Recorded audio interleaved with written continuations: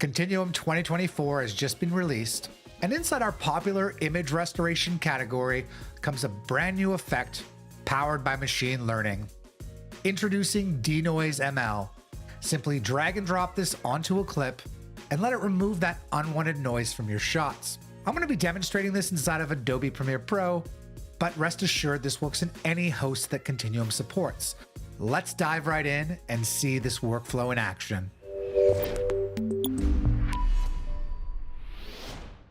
Okay, I'm currently here inside of Premiere Pro, looking at a clip that I would like to denoise.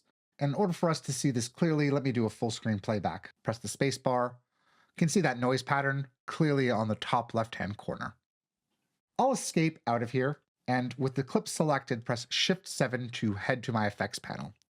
It's here in the BCC image restoration category under video effects that you'll find the BCC plus DeNoise ML. Now, a word of caution if you've just installed Continuum 2024 on your system. It's going to take a little while to initialize the first time that you apply these effects. Rest assured that this performance will not be the same the second and third time, much more optimized for your system and your application. In order to see the results clearly of DeNoise, let's first of all apply the filter, and in a couple seconds we should see that that noise pattern is removed. We'll take a closer look in the program monitor by changing this from fit to 200%, and then scrolling over to the left where we saw that original noise pattern. And I'll head to Effect Controls, where we'll see the BCC plus DeNoise ML effect, and I'll click on the effects badge to toggle it off and on. Under View, we can change the output to just see the noise pattern only. I'll change that back to output.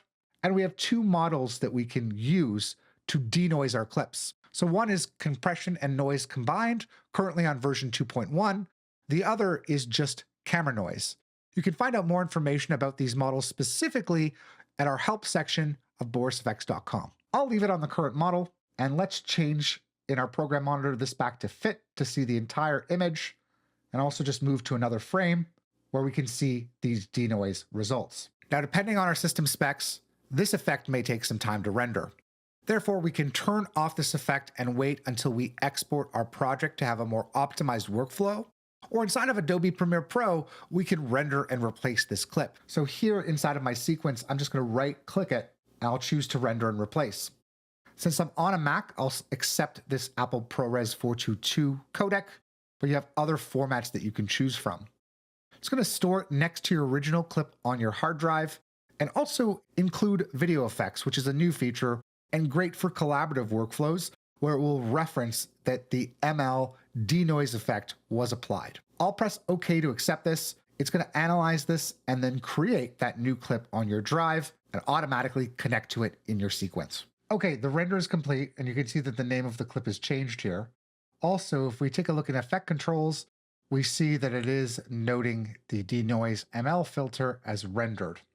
If we ever need to get back to the original, just simply right-click, and we have an option here to restore the unrendered and have access to our full effect. I'm just going to press Command-Z in order to connect to the rendered out version. Let's move on to one more denoise example. This is a bit more extreme.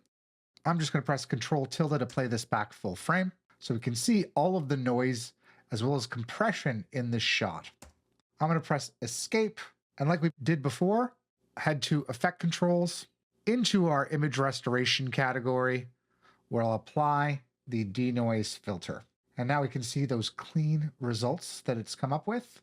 In fact, I'll bring this to 150% so we can take a close look, head to our effect controls, see the original noise compared with the output. I'll fit that to the window, and just like we did before, we can of course render and replace this and then play back the final result.